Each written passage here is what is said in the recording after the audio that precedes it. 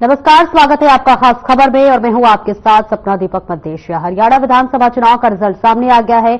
90 सीटों में से बीजेपी ने 48 सीटों पर जीत दर्ज करके पूर्ण बहुमत प्राप्त कर लिया और इस बीच हरियाणा में चुनावी बिगुल के लिए जो लगातार दिग्गज नेता के अपने अपने दावे थे वो फिलहाल धराशाही जरूर हो गए। खासतौर से अगर कांग्रेस का जिक्र कर ले तो कांग्रेस बेहद उत्साहित थी, परिणाम से पहले वो बेहद उत्साहित थी, लेकिन जब रिजल्ट सामने आया तो कहीं ना कहीं वो उत्साह खत्म होता हुआ नजर आया। तो वहीं बीजेपी जो कि कहीं ना कहीं मान चुकी थी कि बीजेपी की हार होगी क्योंकि एग्जिट पोल लगातार कांग्रेस के पक्ष में आ रहे थे, जिसके बाद से परिणाम चौंकाने वाले आए और बीजेपी की पूर्ण बहुमत के साथ जीत हुई, जिसके बाद से लगातार हरियाणा में बीजेपी पार्टी कार्यालय पर जश्न मनाया गया। ढोल नगाड़ों के साथ आतिशबाजी की गई, एक दूसरे को मिठाई खिलाकर लोग जश्न मनाते हुए नजर आए। इस बीच आपको बता दें मुख्यमंत्री नायब सिंह सैनी दिल्ली के लिए रवाना हुए, जहां पर तमाम दिग्गजों से उन्होंने मुलाकात की। देश के राष्ट्रपति द्रौपदी मुर्मू से उन्होंने मुलाकात की, उपराष्ट्रपति जगदीप धनखड़ से मुलाकात की और इसी के साथ साथ जीत की बधाई एक दूसरे को देते हुए भी नजर आए। देश के प्रधानमंत्री नरेंद्र मोदी से मुलाकात की, बीजेपी अध्यक्ष जेपी नड्डा से मुलाकात की और वहीं देश के रक्षा मंत्री राजनाथ सिंह के साथ भी मुख्यमंत्री नायब सिंह सैनी ने मुलाकात की, एक दूसरे को मिठाई खिलाई और जीत का जश्न मनाते हुए नजर आए। इस बीच आपको बताते चले पूर्व गृह मंत्री अनिल विज ने भी देखिए अपना बयान सामने लाया है और उन्होंने कहा है कि हम तो पहले ही कह रहे थे कि बीजेपी जीतेगी और हमारा जो पहला बयान है वो उठाकर देख लीजिए, जिसमें हम पहले ही ये कहते हुए नजर आ रहे हैं कि हरियाणा में बीजेपी पूर्ण बहुमत के साथ सरकार बनाएगी। और इस बीच आपको बता दें कांग्रेस के मीडिया विभाग के प्रमुख पवन खेड़ा ने दावा किया है कि हिसार, महेंद्रगढ़ और पानीपत जिलों में ईवीएम को लेकर शिकायतें आई है और इन ईवीएम की बैटरी 99% चार्ज थी, उनमें कांग्रेस उम्मीदवारों की हार हुई है, लेकिन जिनकी बैटरी 60 से 70% चार्ज थी उनमें कांग्रेस की जीत हुई है। कांग्रेस ने हरियाणा विधानसभा चुनाव के आश्चर्यजनक परिणाम से जुड़ी शिकायतों के बारे में बुधवार को निर्वाचन आयोग को अवगत कराया और इनकी जांच की मांग की है। मुख्य विपक्षी दल के वरिष्ठ नेताओं के एक प्रतिनिधि मंडल ने आयोग से यह आग्रह किया है कि उन इलेक्ट्रॉनिक वोटिंग मशीन को जांच पूरी होने तक सील करके सुरक्षित रखा जाए, जिनको लेकर सवाल उठे हैं। आयोग से मिलने वाले प्रतिनिधि मंडल में कांग्रेस के संगठन महासचिव केसी वेणुगोपाल, महासचिव जयराम रमेश, राजस्थान के पूर्व मुख्यमंत्री अशोक गहलोत, पार्टी के कोषाध्यक्ष अजय माकन, हरियाणा के पूर्व मुख्यमंत्री भूपेंद्र सिंह हुड्डा, प्रदेश कांग्रेस कमेटी के अध्यक्ष उदय भान, पंजाब विधानसभा में नेता प्रतिपक्ष प्रताप सिंह बाजवा तथा कांग्रेस के मीडिया विभाग के प्रमुख पवन खेड़ा शामिल है। चुनाव आयोग की मुलाकात के बाद हरियाणा के पूर्व सीएम और कांग्रेस नेता भूपेंद्र सिंह हुड्डा ने कहा कि हरियाणा के नतीजे चौंकाने वाले हैं, क्योंकि सभी को लग रहा था कि हरियाणा में कांग्रेस सरकार बनाने जा रही है और सभी सर्वे रिपोर्ट में यही था, लेकिन हुआ ये कि पोस्टल बैलेट की गिनती शुरू हुई तो कांग्रेस हर जगह आगे चल रही थी, लेकिन जब ईवीएम की गिनती शुरू हुई तो कांग्रेस पिछड़ रही थी और हमें कई शिकायतें मिली है।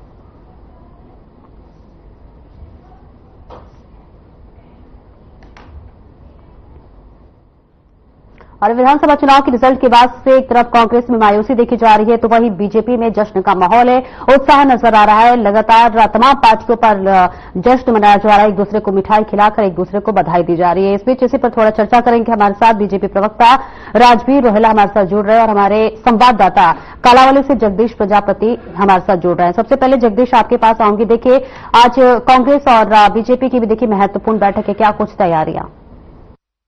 अपना बिल्कुल अगर बात की जाए बैठकों का दौर है अभी जारी है। जैसे कि हरियाणा में एग्जिट पोल बता रहे थे और महज जो बता रही थी कि कांग्रेस की सरकार जो है बनने जा रही है, तो कहीं ना कहीं बीजेपी को जो है सरकार बनती नजर आ रही है, हैशटैग बीजेपी की ओर से लगाया जा रहा है, उसको लेकर कांग्रेस की ओर से सवाल जरूर खड़े किए गए। भूपेंद्र सिंह हुड्डा का रात्रि भी बयान आया, उनका यही कहना है कि ईवीएम में कहीं ना कहीं गड़बड़ की गई है। 7 से 8 ईवीएम का जो रूपरेखा उन्होंने चुनाव आयोग को वित्त में शिकायत दिया और चुनाव आयोग से अपील भी की है कि इन मशीनों को सील किया जाए और ताकि बाकी जो ईवीएम है जिनमें गड़बड़ी का आशंका है तो कहीं ना कहीं 48 घंटे का समय कांग्रेस की ओर से मांगा गया है, बाकी उनको दे दिया जाएगा। वही दूसरी ओर बात की जाए तो भाजपा की जो सरकार नजर आ रही है उसको लेकर कहीं ना कहीं ये कहिए क्या जा सकता है कि भाजपा एक ऐसी पार्टी जो हमेशा चमत्कार करके दिखाती है और अब की बात ऐसा ही हुआ है कि भाजपा के खुद आला कमान के नेता भी हार मान चुके थे। कहीं ना कहीं भाजपा की ओर से चुनाव को जो है इस तरीके से नहीं लड़ा जा रहा था, जिस तरीके से लड़ा गई। हालांकि नैसरी मुख्यमंत्री जैसे ही बनाया गया तो उन्होंने उनकी ओर से लेने के कारण ओबीसी और एससी बैंक को जो है कहीं ना कहीं टारगेट किया गया। टारगेट करने के बाद उन्होंने अपनी भाजपा की स्थिति संभाली और नर शैली जो है ऐसे मुख्यमंत्री थे जो आम लोगों के बीच मिले और आम लोगों से मुलाकात करने का जो उनका काम था और आम लोगों के जो पोर्टल में कुछ सौदार तो कहीं ना कहीं जो बॉर्डर पे हरियाणा के जो बॉर्डर से गरीब बॉर्डर से उनको जोड़ने का उस से काम किया गया। कहीं ना कहीं इस बात को लेकर जरूर भाजपा को जरूर फायदा मिला है। वही बात करें कांग्रेस की, तो कांग्रेस की जो बैठक है मैं आला कमान की ओर से दिल्ली में बुलाई गई और भाजपा की बात की जाए तो भाजपा की सरकार बनने की तैयारी जो है कल भी भाजपा आला कमान से मिलते हैं और आज संजय में मुलाकात हो गई। कहीं ना कहीं मंत्री सबका जो चेहरे हैं उनका कहीं ना कहीं चयनित किया जा रहा है, क्योंकि पिछले सपने से बात करने वाले लोगों की पिछले जो सरकार है उसमें लगभग 2 मंत्रियों को छोड़कर अनिल विज जो बड़े चेहरे हैं लगभग सभी चेहरे आ रहे हैं। तो कहीं ना कहीं अब की बात नए चेहरों को जो मंत्रिमंडल शामिल करने की चर्चाएं लग रही है और जो विधायक भाजपा की जीतते हैं कहीं ना कहीं वह भी अपना जुबान बनाने की तैयारी में लगे हुए हैं। जगदीश, ये कमाल कैसे हो गया? क्योंकि से पहले रुझान सामने आया उसमें कांग्रेस बढ़त बनाती हुई नजर आई, इसके बाद से कहीं ना कहीं बीजेपी भी ये मान चुकी थी कि हरियाणा में इस बार जितना मुश्किल है, लेकिन जैसे ही लास्ट का रुझान आया बीजेपी ने एक तरह से कहे तो बाजी पलट गया और बीजेपी की पूर्ण बहुमत की जीत हुई। ये कमाल कैसे हो गया? ये बड़ा सवाल है और सोचने वाली बात है कि बैलेट पेपर में जो है 70 से 75% के करीब जो है कांग्रेस को बढ़त मिल रही थी। लेकिन कहीं ना कहीं पिछले 6-7 महीने से हम देख रहे थे कि कर्मचारी जो वर्ग है भाजपा से नाराज दिखाई दे रहा था। हर कर्मचारी वर्ग की धरने प्रदर्शन किया जा रहा है अपने जमानों को लेकर। तो कहीं ना कहीं जब से हरियाणा के मुख्यमंत्री नरसिंह सैनी ने कमान संभाली तो नरसिंह सैनी की ओर से बीपीएल परिवारों की बात कर रहे हैं, क्षेत्रीय आवास योजना की बात कर रहे हैं, जो बिजली की ओर से जो योजनाएं लागू की गई थी उन योजनाओं को धरातल तक पहुंचाने का नरसिंह की ओर से कार्य किया गया। भैया की बात करें लोकसभा की भाजपा ने तो सीट ले ली और कांग्रेस को लग रहा था कि हम सभा में आ रहे हैं, क्योंकि 5 सीटें हासिल कर ली थी। तो कहीं ना कहीं कांग्रेस की जो कार्यकर्ता से लेकर वो ओवर कॉन्फिडेंस में हो गए और जो भाजपा के नेता थे कहीं ना कहीं उन्होंने अपने जो बैठकें शुरू कर दी और कहीं ना कहीं मंथन शुरू कर दिया। जो सीटों पर लोकसभा में भाजपा कमजोर दिखाई दे रही थी, थोड़े वोटों को कमजोर दिखाई दे रही थी, वहां भाजपा के द्वारा कार्य करवाए गए उन लोगों से संपर्क करा गया, कहीं ना कहीं कार्यकर्ताओं को जोड़ा गया और एक बड़ी बात थी भाजपा के साथ जो 15 लोगों को एक्टिव किया गया और 15 जो बार जाकर अपने बूथ जाकर काम करने का कांग्रेस की यही कमी रही कि कांग्रेस के पास संगठन नहीं था। कहीं ना कहीं संगठन न होने के कारण कांग्रेस को मार खाती नजर आई, क्योंकि कांग्रेस लगातार जो एक हरियाणा अध्यक्ष और कुछ जो पदाधिकारी के अलावा कांग्रेस के पास कहीं ना कहीं जो संगठन दिखाई नहीं दिया। जो चुनाव है वही कांग्रेस के कार्यकर्ता और नेताओं के द्वारा ही लड़ा गया। हालांकि जनता जो जिन सीटों पर कांग्रेस जीतते वहां की जनता चुनाव लड़ रही थी, लेकिन कहीं ना कहीं भाजपा की संघ प्रमुख में कार्यकर्ता और नेता चुनाव लड़ने के कहीं ना कहीं मूल मंत्र को लेकर एक जो नक्शली मुख्यमंत्री से ओबीसी वोट बैंक को काटने का काम कहीं ना कहीं करते नजर आया और ऐसी वोट को भी लुभाने का काम उनकी ओर से किया गया। वही अगर बात करें सोनीपत रोहतक और जगह की बात करें तो जो गुड्डा का गढ़ माना जा रहा था वहां भाजपा की ओर से कहीं ना कहीं सेंधबाजी करते हुए उस गढ़ को तोड़ने का काम करते हुए वहां पर भी जो है जाट बैठ में भी भाजपा ने वर्ग बनाने का काम किया। ठीक है, राजीव महिला जी आपके पास आना चाहूंगी। देखिए, जैसे ही आपकी पार्टी को पूर्ण बहुमत मिला उसके बाद से लगातार कांग्रेस की तरफ से ये बयान आने लगा कि हरियाणा में लोकतंत्र की जीत नहीं, ये तंत्र की जीत है और इसके लिए वो इलेक्शन कमीशन के पास जाएंगे। और देखिए, भूपेंद्र सिंह हुड्डा भी इलेक्शन कमीशन के पास गए। तो ऐसे में ये बयान आना कि ये लोकतंत्र की नहीं बल्कि तंत्र की जीत है, इसे आप किस तरीके से देखते हैं? जी, मेरा नमस्ते आपको, प्रवक्ता और एक्सपर्ट्स को मेरी राम राम और आपके दर्शकों को भी मेरी राम राम। ये इसके लिए हमें पूरा एक 20-25 साल का जो एक सीनरियो उसको देखना पड़ेगा। 2005 में चौधरी भजनलाल जी प्रदेश अध्यक्ष थे कांग्रेस पार्टी के, 67 सीट आई थी, उनको हटा के भूपेंद्र सिंह हुड्डा को मुख्यमंत्री की शपथ दिलवाई गई, जबकि वो मोस्ट मतलब वो थे भाई जैसे वो बनी जाएंगी। ठीक है, उसके बाद कांग्रेस पार्टी कभी भी 45 का आंकड़ा या 46 का आंकड़ा नहीं छू पाई। तो ये पतन इनका हुआ है, लोकतंत्र का कोई पतन नहीं। जनता तो वोट कर रही है, जनता ने वोट किए हमेशा ठीक है ना, लेकिन इन लोगों ने जो स्ट्रेटजी बनाई थी बाप बेटे को जो इन्होंने आगे किया जनता में वो मैसेज गया कि भाई ये तो कांग्रेस हाईजैक हो गई है, और जो कांग्रेस हाईजैक हुई है उसका रिजल्ट जनता ने दिया इनको, और बार बार दे रही है जनता। लेकिन ये लोग समझने को तैयार नहीं, कभी चुनाव आयोग पर, कभी जो संवैधानिक संस्थाएं उन पे ये ठिकरा फोड़ने की कोशिश करते हैं। इन लोगों का 14 साल से कोई संगठन नहीं है 14 साल से कोई संगठन नहीं है इन लोगों का, और ये लोग कहते हैं हम जीतेंगे। किस लिए जीतेंगे? जनता ने क्यों वोट दे? इनके पास क्या नीति है? ये सिर्फ हवाई थे, जनता में ने इनको स्वीकार नहीं किया, और ये सच्चाई स्वीकार नहीं करेंगे कभी भी। आने वाले समय में भी इनके साथ यही होने वाला है, क्योंकि भारतीय जनता पार्टी ने 10 साल जनता की सेवा करके डिलीवर किया है, और वो चीजें जनता में है।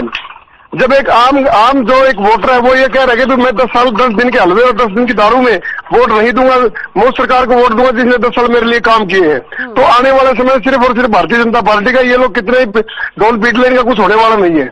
ठीक है, अगर जम्मू कश्मीर की तरफ थोड़ा सा चल लेते हैं सर, तो जम्मू कश्मीर में देखिए बीजेपी का सुपड़ा साफ हो गया। एक तरह से देखें तो हिंदू तक का वोट नहीं मिला, कश्मीरी पंडित नाराज हैं।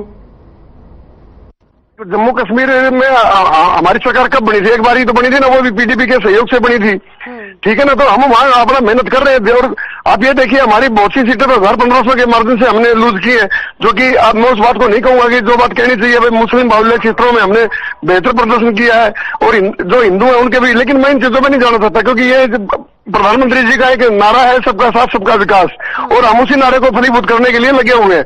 और भारतीय जनता पार्टी ने लगातार हर वर्ग के लिए काम किया है और करके दिखाया है, और ये साबित करता है कि भारतीय जनता पार्टी सभी वर्गों की पार्टी है, गरीब की, शोषित की, वंचित की, महिलाओं की, युवाओं की, सब, और सभी ने इनको दिल खोल के वोट दिया है। और आने वाले समय में निश्चित तौर पर अब जम्मू कश्मीर में हमारा बहुत बेहतरीन प्रदर्शन होने वाला है।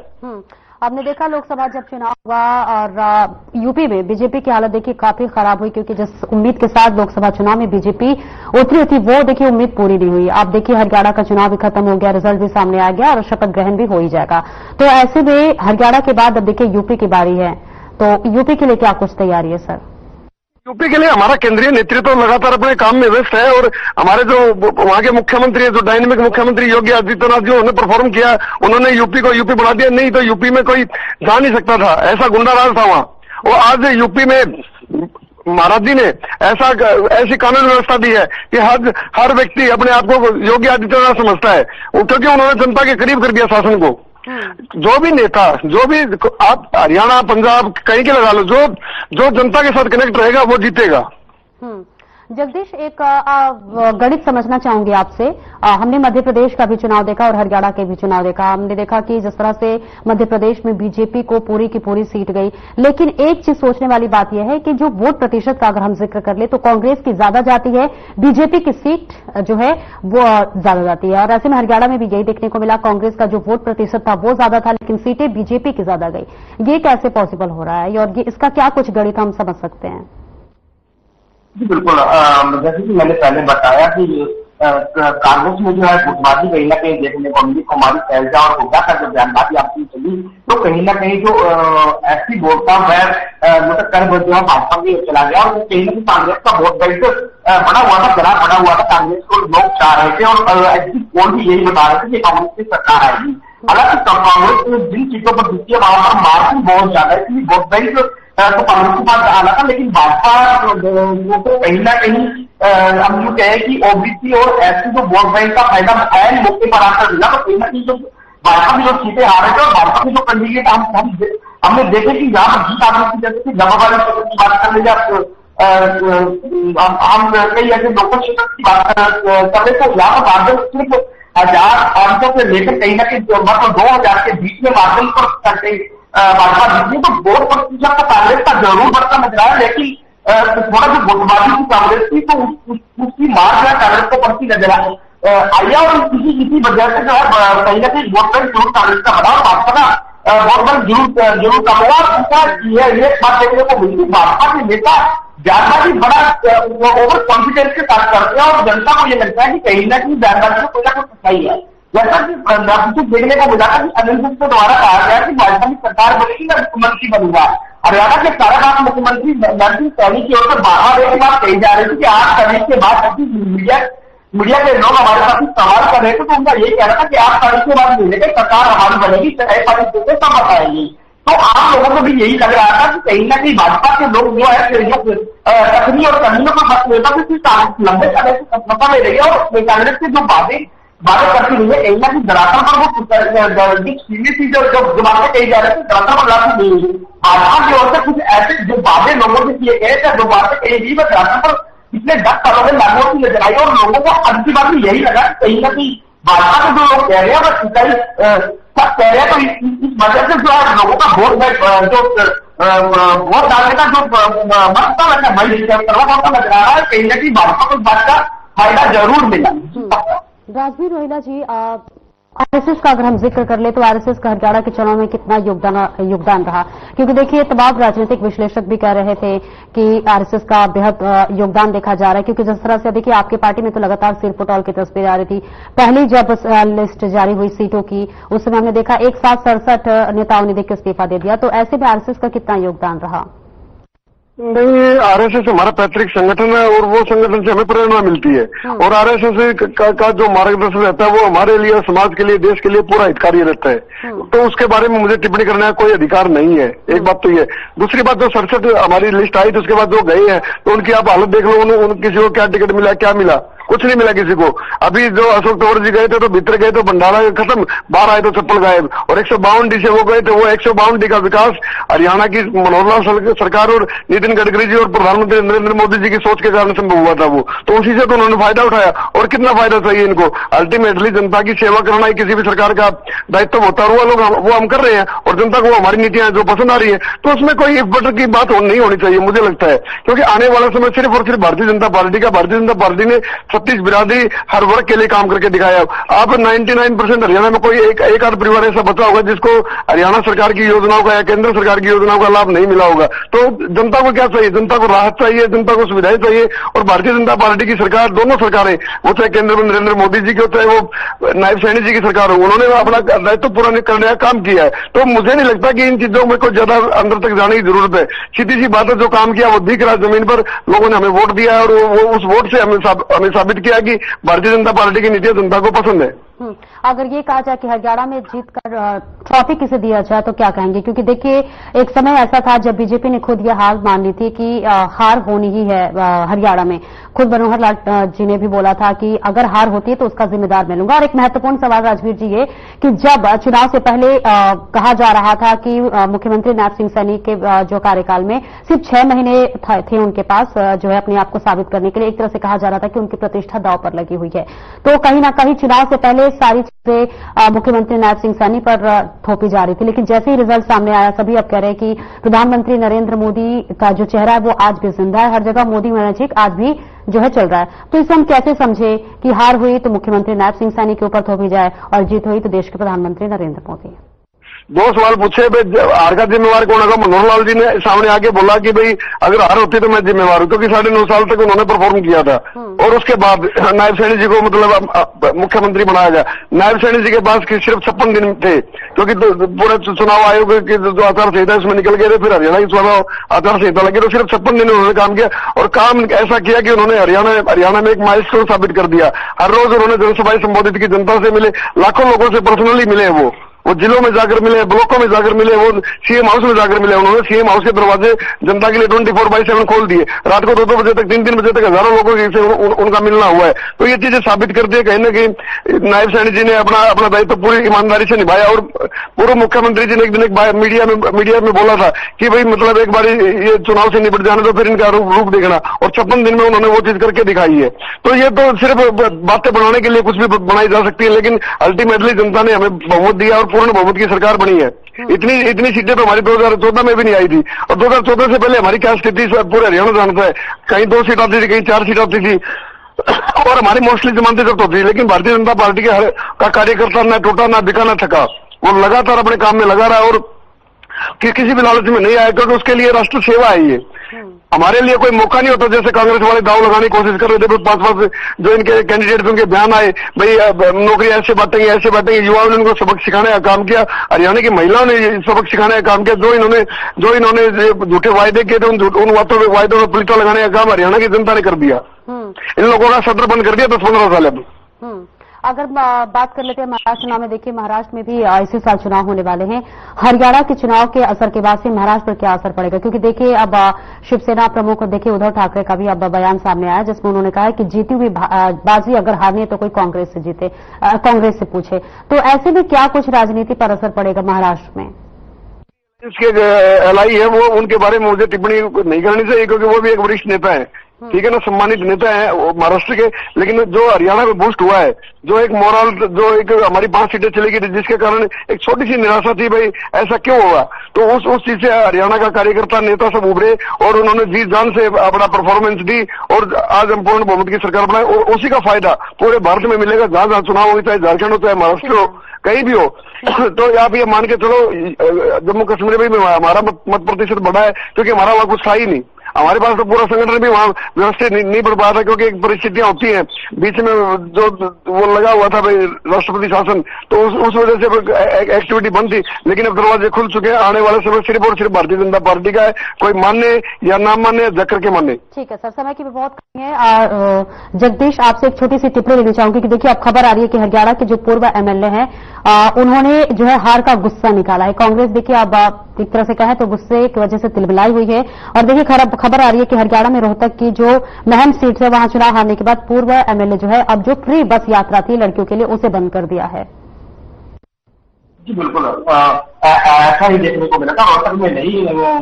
या तो टोहाना के देवेंद्र बमलिया उनकी ओर से जो बसें दी गई थी उनकी ओर से भी बस बंद कर दी गई है। कहीं ना कहीं जो नाराजगी है विधायकों में देखने को मिल रही है क्योंकि लोगों की जब सेवाएं बड़ी कर रहे थे तो लोगों ने उनको अपना लिया, तो कहीं ना कहीं गुस्सा और उनका जाहिर है वो गुस्सा करना कहीं ना कहीं जो जाहिर बनता है क्योंकि जब लोगों की बड़ी सेवा कर रहे हैं और लोग उनको अपना नहीं रहे हैं तो कहीं ना कहीं आज जो कुछ चीजों पर देखा गया कि लाभ और प्रभाव में आकर लोगों की ओर से वोट किया गया है। इस बात को लेकर कहीं ना कहीं जो विधायकों में गुस्सा जाया गया और दूसरी ओर मैं रोहिला जी की बात पर सबका बात करना चाहूंगा कि आप मुझे कह रहे हैं कि आरक्षण हमें प्रेरणा मिलती है, लेकिन आरक्षण की ओर से पिछले दिनों हमने हमारे चरण के बाद यही बोला था कि आरक्षण ने कहा था कि 30 से 35 सीटों पर जब भाजपा ने कह दिया था कि आप बिल्कुल कमजोर है तो भाजपा आरक्षण एक बात कही थी जहां कम वहां हम नारा देने का काम किया था और आरक्षण के लोगों ने जो धार्मिक संस्थाएं थी जैसे शिल्पा डेरा या अन्य डेरे की बात कर लो तो वहां पर जाकर लोग समर्थन की बात करवाई और डेरों और धार्मिक